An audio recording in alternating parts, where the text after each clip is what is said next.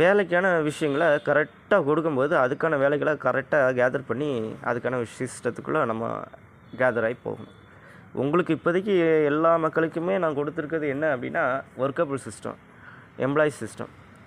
Employee சிஸ்டத்தில் நீ workable பண்ணி தான் ஸ்டெப் பை ஸ்டெப்பாக முன்னேறி அதுக்கான லெவல் ஒரு கேம் எடுத்துக்கிட்டால் அந்த கேமில் என்ன லெவல் இருக்குது, ஒவ்வொரு லெவலாக கடந்த போது தான் அதுக்கான ஸ்டேஜில் வின் பண்ணுறோம். அதே தான் எல்லா விஷயத்துலையும் சொல்லுவேன். அப்போ ஒரு நீ வந்து செலக்ட் பண்ணி பாட்டை பாடுறது. நான் அப்போ ஸ்ரீனிஷாவை ஃபஸ்ட்டு நான் ட்ரெயினில் மீட் பண்ணுறேன். அப்போ என்னை வந்து என் ஃப்ரெண்டு தான் இவ தான் பாடுவா அப்பா அப்படின்னு சொல்கிறேன். அது வீட்டுக்கு கூட போயிருக்கேன், வந்திருக்கேன். ஃபஸ்ட்டு அவள் ஒரு விஷயம் என்னென்னா, ஸ்ரீனிஷா பாடும்போது ஃபெயிலியர் வெளியே அனுப்பிடுன்னு சொல்லிட்டேன். இது செட் ஆகாது, அவளை வெளியே அனுப்பு, ரீசான்ஸ் கொடு அப்படின்னு சொல்லி அவளை வெளியே அனுப்பிட்டேன். எதுக்காக அனுப்பணுன்னா, அனுப்பினோடனே ஒரே அழுக, ஒரே ஐயோ நம்ம வந்து ஃபெயிலியர் ஆகிட்டோம் அப்படின்னு சொல்லிட்டு முக்கால் அழுது இப்படின்னு புலம்ப ஆரம்பிச்சுட்டு கிடந்துட்டு இருந்தா. அதுக்கப்புறம் என்ன பண்ணேன், அவளுக்கு இன்னொரு சான்ஸ் கொடுக்கணுமா வேண்டாமான்னு யோசிச்சுட்டு, சரி இன்னொரு சான்ஸ் கொடுப்போம் அப்படின்னு சொல்லிட்டு அவளுக்கு கொடுத்தேன். கொடுத்தோன்னே தான் அடுத்த கண்டென்ட்டில் அவள் பாட ஆரம்பித்தாள். ஏன்னா அந்த ஒரு உத்வேகங்கிறது அவளுக்கு அந்த இடத்துல இல்லாமல் இருந்துச்சு. அந்த உத்வேகத்தை அவளுக்கு அந்த இடத்துல ப்ரெசன்டேஷன் பண்ணும்போது தான் அவள் அந்த சாங்கை அந்த ப்ரொசீட் பண்ண முடியும். இல்லாமல் ஒரு மனுஷனோட தலைவரும் என்னென்னா, நம்ம வந்துட்டோம் ஒரு ஸ்டேஜுக்கு, இனிமேல் எல்லாம் நம்ம தான்டா அப்படின்னு நினச்சிட்டு இருக்கிறது இல்லை. அதுக்கு அடுத்தடுத்த ஸ்டேஜுக்கு போகக்கூடிய லெவல் ஸ்டேஜை க்ரோத் பண்ணி அப்கிரேட் ஆகக்கூடிய விஷயம். அந்த அப்கிரேடஸை வந்து கிரேடில் நம்ம ஃபீல் பண்ணிக்கிட்டு இருந்தோம்னா லைஃப்பில் முன்னேற முடியாது. ஐயோ இந்த லெவலுக்கு வந்துட்டோமே, அடுத்த லெவல் நம்ம எப்படியாவது இது பண்ணுமே, என்ன பண்ண நம்ம பண்ணிடுறோமே அப்படின்னு ஃபீலிங் தாட்லேயும் இருக்கக்கூடாது. இதில் ரொம்ப முக்கியமான விஷயம், ஃபீலிங் தாட்லேயும் இருக்கக்கூடாது, லோவபிள் தாட்டுகளையும் போயிடக்கூடாது. இந்த ஈக்குவலிக்கல் தாட்டில் தான் அப்கிரேடபிள் தாட்டுக்குள்ளே ரன்னிங் ப்ராசஸ் பண்ணுது. அப்போது இதே மாதிரி தான் ஒவ்வொரு பாடகைகளும்.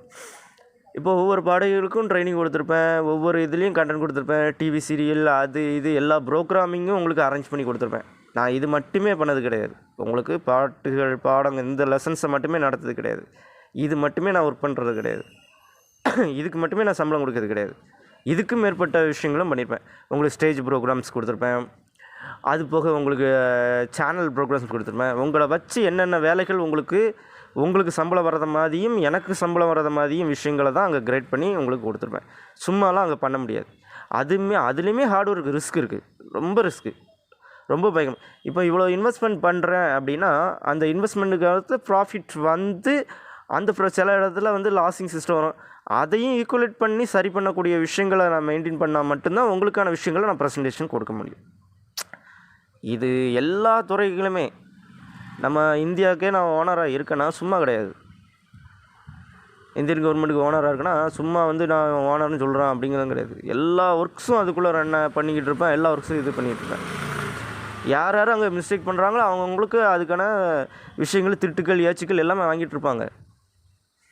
அதுக்கான விஷயங்களும் சொல்லிக்கிட்டு இருப்பேன், மக்களுக்கும் சொல்லிகிட்டு இருப்பேன், அவங்களையும் திட்டிகிட்டு இருப்பேன். இதை பண்ணாத, இப்படி பண்ணு அப்படின்னு சொல்லிக்கிட்டு இருப்பேன். ஒரு ஓனராக இருக்குங்கிறது சும்மா சாதாரணமாக கிடையாதுங்க, ரிஸ்க்கு. நீ மாதம் என்ன பண்ணுவ, எம்ப்ளாயி சம்பளத்தை வாங்கி பாக்கெட்டை போட்டு ஜாலியாக போயிடுவேன். அந்த சம்பளத்தை கொடுக்கறதுக்கு ஓனர் அவங்க உழைக்கணுமே, எவ்வளோ கஷ்டப்பட வேண்டியது இருக்கும். உட்காந்தே இருந்தாலும் சரி, நின்றுட்டு இருந்தாலும் சரி, நடந்துக்கிட்டு இருந்தாலும் சரி, அங்கே உழைக்க வேண்டிய உழைப்பு மண்டவரி ஓனருக்கு தான் தெரியும், வேறு யாருக்கும் தெரியாது. நான் ஒரு ஓனரு, எம்ப்ளாயாக இருந்தும் உழைக்க வேண்டியது இருக்கும், ஒரு ஓனராக இருந்தாலும் உழைக்க வேண்டியது இருக்கும், எல்லா வழியிலும் உழைக்க வேண்டியது இருக்கும். ஏன்னா சம்பளமும் கொடுக்கணும், வரவையும் எடுக்கணும். முதலையும் போட்டிருப்பேன், முதலுக்கு தகுந்த வரவு வரணும்னா கூட வேலை ஒரு எம்ப்ளாயும் வச்சுருப்பேன். எம்ப்ளாயி வச்சுருந்தாலும் அந்த எம்ப்ளாயும் கரெக்டாக உழைக்கணும்ல. கரெக்டாக உழைக்கணும். இன்னொன்று வேறு அவனை நீக்கிட்டு இவனை நீக்கிட்டு அவங்கள நீக்கிட்டு இவங்கள. ஏன்னா அந்த இடத்துல நான் போட்ட முதலீடுக்கு லாபத்தையும் எடுக்கணும், அவனுக்கான சம்பளத்தையும் கொடுக்கணும். சரியாக வேலை பார்க்கறவனுக்கு சம்பளத்தை கொடுக்க முடியுமா? கொடுக்க முடியாதுல்ல. 8 மணி நேரம் வேலையில் 8 மணி நேரமும் அங்கே கரெக்டாக வேலை பார்க்கணும். நீ என்னத்தை வேணாலும் பண்ணிட்டு போ, எப்படி வேணாலும் எடுத்துகிட்டு போ, அங்கே செய்ய வேண்டிய வேலைகளை கரெக்டாக செஞ்சுக்கிட்டு அதுக்கு தகுந்த மாதிரி அட்ஜஸ்டபிள் பண்ணிவிட்டு வாழ வேண்டிய வாழ்க்கைகள் வாழணும். இதுதான் பொதுவான விஷயம். ஒரு ஓனராக இருக்கிறது ஒரு மிகப்பெரிய ஒரு டேஞ்சரஸ் மாதிரி. எல்லோரும் நினச்சிருப்பாங்க ஓனர்னா அவனைய என்ஜாய் பண்ண அவன் என்ன இருக்கு பண்ண அப்படிலாம் நினச்சிட்டு இருப்பாங்க. எல்லாருமே அப்படி தான் நினச்சிட்ருப்பீங்க. இவ்வளோ பெரிய ஓனர் இருக்க முடியாது உங்கள் வேலை சும்மா இங்கே வேலை பார்த்துருக்கேன் அப்படிலாம் நினைப்பீங்க. நினச்சிட்டு போ, எனக்கு அதை பற்றி கவலை கிடையாது. இன்வெஸ்ட்மெண்ட் பண்ணவனுக்கு தான் தெரியும் அதோட கஷ்டம் என்னென்னு. முதலீடு பண்ணவனுக்கு தான் தெரியும். நீ மாத சம்பளம் வாங்குறவனுக்கு உனக்கு தெரியாது. டெய்லி சம்பளம் வாங்குறான் பாரு அவனுக்கு தெரியும். வார சம்பளம் வாங்குறான் பாரு அவனுக்கு தெரியும். உனக்கு தெரியாது. ஏன் தெரியுமா? நீ மாத சம்பளம் வாங்குற. ஆனால் உனக்கும் தெரியும். எப்படி தெரியுமா தெரியும்? மாதம் 15 நாள் தான் காசு இருக்கும். 15 நாளுக்கு அப்புறம் காசு இருக்காது. மீதி 15 நாளுக்கு எப்படிடா குடும்பத்தை நடத்த, அதை நடத்த, எதை நடத்த புலம்பிட்டு இருப்ப தெரியுமா? அப்போ தான் புரியும் ஓனரோட கஷ்டம் என்னன்னு. அந்த 15 நாளுக்கு ஈக்குவல் பண்ணதுக்கு நீ 15 நாளுக்கு நீ எப்படி வேலைக்கு வருவா தெரியுமா? நொந்து நூடுல்ஸ் ஆகி வேலைக்கு வருவா தெரியுமா? அப்போ தான் தெரியும். அப்போ தான் அந்த 15 நாளுக்கு ஓனருக்கு நமக்கே இந்த பிரச்சனைனா, அப்போ முதலீடு பண்ண ஓனரு அதை 365 நாளுக்குள்ள வாரத்தில் ஞாயிற்றுக்கிழமை கழித்து போக மீதி இருக்க நாளுகளுக்கு ஃபுல்லாக சம்பளத்தை கொடுக்கறதுக்கு அவர் எவ்வளோ கஷ்டப்பட்டு லாபத்தை எடுத்துக்கிட்டு இருப்பார். அதுக்கான வரவுகளுக்கு எவ்வளோ சிக்கலான சூழ்நிலையில் கஷ்டப்பட்டு இருப்பாங்கிறது விஷயம் தெரியாதுல்ல. எல்லோரும் நினைப்பாங்க நம்மளும் ஒரு ஓனர் ஆகிடணும், நம்மளும் பெரிய ஆள் ஆகிடணும்டா, நம்மளும் எலி மாதிரி இருக்கக்கூடாது, நம்மளும் ஒரு ஓனர் ஆகிடணும்னு நினைப்பாங்களா? அங்கே ஆன பிறகு தான் தெரியும் சிக்கல் என்ன. சொந்த தொழில் பண்ணவன்ட்ட கேட்டு பாரு. ஆரம்பத்தில் எல்லாம் வெளிப்படையாக மற்றவங்ககிட்ட ஃபுல்லாக ஜாலியாக சொல்லுவான், நானே பிஸ்னஸ் ஆரம்பிச்சேன்னு எனக்கு செட்டில் ஆகிட்டேன்ப்பா அப்படின்னு சொல்லுவான். செட்டில் ஆனது பிறகு சொல்லுவான். ஆகாத வரைக்கும் சொல்லவே மாட்டான். ஆன பிறகு சொந்த தொழில் பண்ணிடுவோம். ஏதோ பார்த்துக்கிட்டீங்க என்ன வண்டி ஏதோ ஓடுது, வண்டி ஏதோ கதை ஓடுது அப்படி இப்படின்னு புலம்பிகிட்டு இருப்பான். ஓரளவுக்கு கையில் பணம் சேர்ந்த பிறகு தம்பி நல்லா இதாக பாருங்கள் தம்பி, அப்படி இப்படி இருக்கக்கூடாது தம்பி, அப்படி இருக்கக்கூடாது தம்பி, நீங்கள் எப்படி சொந்த தொழில் இல்லாமல் இந்த மாதிரி பார்த்தீங்கன்னா உங்களுக்கு எப்படி தம்பி பொண்ணு கொடுக்கணும் அப்படி இப்படிலாம் யோசிச்சுட்டு இருக்கிறதமாக பேசிகிட்டு இருக்கணும்னு இருப்பான். அவனெல்லாம் வச்சு ஒரு காசுக்கு பிரயோஜனம் கிடையாது. ஏன்னா அவன் செட்டில் ஆகிட்டான்லாம். அதுக்கப்புறம் தானே குண்டிக்கறி இன்றைக்கி சேர்த்தது நாளைக்கு கரையுங்கிற விஷயமே தெரிஞ்சுக்கணும். கையில் தண்ணி என்னாகும்? கரைஞ்சி தானே போகும். காஞ்சி போகும், கரைஞ்சி போகும், ஒழுகி போகும். திரும்பியும் அல்லதுக்கான விஷயங்களை நம்ம அங்கே கேதர் பண்ணி வைக்கலைன்னா அவன் பிள்ளைக்குட்டியாக அவன் தலைமுறை எல்லாமே ஒன்றுத்துக்கும் இல்லாமல் போகும். அவன் பிள்ளைக்குட்டியே அது இதுக்கு அவனுக்கு அதுக்கான வழிகளை அதுக்கு சரியான விஷயங்களை செஞ்சு கொடுக்காட்டாலுமே அதுகளுமே அதுக்கான விஷயத்தில் கரெக்டாக நடக்காட்டாலும் அதுக்கான விஷயத்தில் கரெக்டாக நடந்தாலுமே ஏதோ ஒன்று சொல்லுவாங்களா, என்ன தான் என்னை தடவி உருண்டு பிறண்டாலும் ஒட்டுற மணி தானே ஓட்டும், அந்த மாதிரி கதையாயிடும்.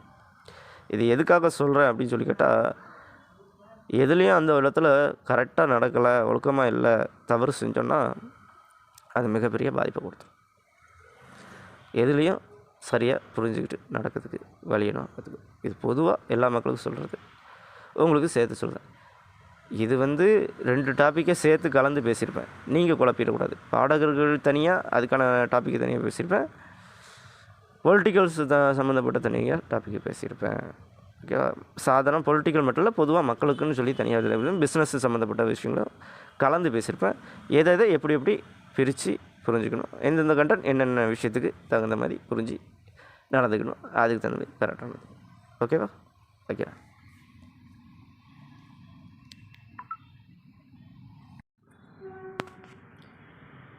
குட்டிச்சுவரேறி வெட்டி கதை பேசி காதல் ஜாலியில் பாடம் படித்துடா, எவல்யூஷன் தேதில் என்ன சுகம் தேடி சூடுபட்டு போனோம் துழா, தப்பான ரூட்டில் சென்று சரியான ரூட்டை கண்டோம், mistakes of the secret of success. அதாவது வாழ்க்கையில் எல்லாருமே தவறு பண்ணுவோம். தவறுலேருந்து தான் நமக்கான சரியான வழிகளை நம்ம கற்றுக்கிடணும் அப்படிங்கிறத அனுபவம். சிலவங்க தவறு பண்ணாமலே அதுக்கான விஷயங்களை கற்றுக்கிடுவாங்க. The mistakes of the secret of சக்ஸஸ்ன்னு சொல்லி ஒரு புக்ஸு எழுதி கொடுப்பேன். இதை ஆலிஸ் வெல் அப்படிங்கிறத ஒரு பாட்டில் கொடுத்துருப்பேன். அதில் அசின் ஹீரோயினாக நடிச்சிருப்பான். அந்த புக்ஸை கொண்டு போய் அமிர்தா பச்சனை பையன் ஹீரோவாக நடிச்சிருப்பார். அவள் அந்த அன்றைக்கி அந்த புக்ஸை எடுத்து தூக்கி நெருப்பில் போடுற மாதிரி இருக்கும். அந்த புக்ஸையும் நான் தான் எழுதி இது பண்ணது. அது மட்டும் கிடையாது, நம்ம mistakes of the success of life, அதாவது தவறுகளை புரிந்து கொண்டு திருத்தி கொண்டு வாழ்வது தான் வாழ்க்கை. வாழ்க்கையில் எல்லா விஷயமே தவறுதலாக இருக்கக்கூடிய விஷயங்கள் இருக்கும். அந்த தவறுதல்களை நம்ம சரிப்படுத்தி வாழக்கூடியதான் வச்சு. இதே மாதிரி இன்னொரு புக்ஸும் கொடுத்துருப்பேன், ரிச் டேட் புவர் டேட். இப்போ நான் ஒரு புவர் டேட், எல்லாத்துக்கும் கடவுள் காடு அப்படிங்கிறதுனால ஒரு காடு புவராக இருக்கான், திடீர்னு ரிச்சாக மாறும்போது அதுக்கான வேல்யூஸ் என்னென்ன, புவராக இருக்கும்போது வேல்யூஸ் என்னென்ன அப்படிங்கிறது தான் அந்த புக்ஸில் கொடுப்பேன். இதே தான் எல்லா ஹியூமனிட்டிக்கல்ஸ், எல்லா மனிதர்களுக்கான இருக்கக்கூடிய முக்கியமான விஷயங்களும் அதுக்குள்ளே கலந்துருக்கும். சரிங்களா? த சீக்ரெட் ஆஃப் சக்ஸஸ் அப்படின்னா லைஃப்பில் சக்ஸஸ் ஆகிறதுக்கான என்னென்ன மூவபிள் பண்ணுறியோ அதுக்கான சக்ஸஸ்ஃபுல் விஷயங்களை கேதர் பண்ணி அதுக்கான லைஃப்குள்ளே என்ட்ரி ஆகக்கூடிய விஷயம். என்ட்ரி ஆனால் மட்டும் பார்த்துமா, என்ட்ரன்ஸ் எக்ஸாம் மட்டும் எழுதுனா பார்த்துமா, நீட்டு தேர்வில் என்ட்ரன்ஸ் எக்ஸாம் மட்டும் எழுதுனா பார்த்துமா, எக்ஸாமினேஷன் எழுதி அதுக்கான சரியான ரிசல்ட்டு கிடச்சி தானே நமக்கு சக்ஸஸ் கிடைக்கும். ஃபெயிலியர்ஸ் மட்டுமே நமக்கு சக்ஸஸ் கிடைக்கிறது கிடையாது. அந்த ஃபெயிலியர்ஸ் கூட நம்மளோட சக்ஸஸ் தான். பட் அது எந்த மாதிரியான சக்ஸஸ்னால் அதை அட்டனபிள் பண்ண சக்ஸஸாக இருக்கும். அதுக்கான சரியான ஆன்சரபிள் சக்ஸஸாக கிடைக்கிறது தான் நமக்கான வேல்யூபிள் சக்ஸஸ். பாஸுங்கிற ஒரு சக்ஸஸ். அந்த பாஸுங்கிற சக்ஸஸை எப்படி நம்ம பெற முடியும்? எக்ஸாமினேஷன்ஸில் மட்டுமே கேதர் பண்ணுறது கிடையாது. புக் ரீடிங் மட்டுமே இருக்கக்கூடிய விஷயம் கிடையாது. ப்ராக்டிக்கல் ரீதிகளில் மட்டுமே இருக்கக்கூடிய விஷயம். ப்ராக்டிக்கலில் எந்த மாதிரியான விஷயங்கள்லாம் கேதர் பண்ணி அந்த ப்ரெசன்டேஷன் விஷயத்தை கொடுக்குறது, ஒரு புது விதமான விஷயங்களை கொடுக்கக்கூடியது. எல்லோரும் படிக்கிறாங்க, எல்லோரும் வேலை பார்க்குறாங்க, எல்லோரும் ஒர்க் பண்ணுறாங்க. டேலண்டட் பர்சன் பார்த்துருக்கீங்களா? ஒர்க் பண்ணுற டேலண்டட் பர்சன்ட்டை பார்த்துருக்கீங்களா? அவங்களோட ஒர்க்கிங் டேலண்டடை டிஃப்ரெண்ட்டாக தெரியும். சிலவங்க ஒர்க் பண்ணும்போது டக்குன்னு அதுக்கான கவுண்டன்ஸில் ஒர்க் பண்ணுவாங்க. அந்த செகண்ட்ஸ்குள்ளே அதுக்கான ஒர்க்கிங் லெவல் ஈக்குவலேட்டாக இருக்கும். அதை பார்த்திங்கன்னா அவங்களோட ப்ரெசன்டேஷன்ஸ் அங்கே தெரிய வரும். This is a passes system, this is a passes person, this is a winner of persons. ஏன்னா எம்ப்ளாயீஸுங்கிறது மட்டும் எம்ப்ளாயீஸ் கிடையாது, அவங்க தான் அங்கே மோஸ்ட் ஆஃப் வேல்யூ பர்சன்ஸ், அவங்க தான் ஓனர் அப்படிங்கிற மாதிரி இருக்கும். ஏன்னா அங்கே இருக்கக்கூடிய டேலண்ட், அங்கே இருக்கக்கூடிய பில்டிங்னஸ், ஒரு குயிக்காக ஒரு விஷயத்தில் அதுக்கான விஷயத்தை கேதர் பண்ணி கரெக்டாக அங்கே ரன் பண்ணக்கூடிய விஷயம். சும்மா ஜாலியாக இருந்த மாதிரியே இருப்பாங்க சிலவங்க, வேலையே பார்க்காம இருக்கும். அதுக்கான வேலையை கரெக்டாக அந்த டயத்துக்குள்ளே முடிச்சுடுவாங்க. நம்ம பார்த்துட்டே இருப்போம், என்னடா இது 10 நிமிஷம் வச்சு ஒரு வேலை பார்க்கல, 5 நிமிஷத்தில் எல்லா வேலையும் முடிச்சோன்னா எப்படிடா அப்படிங்கிற மாதிரி இருக்கும். அதுதான் டேலண்டட் பர்சன். அதுதான் முக்கியமான ஒரு மனுஷனுக்கு தேவையான ப்ரெசன்டேஷன். அதுதான் பாஸ் மார்க்கான சிஸ்டத்துக்குள்ளே இருக்கக்கூடியது. சரி, இதை பற்றி நான் அப்புறம் பேசுகிறேன். ஓகே.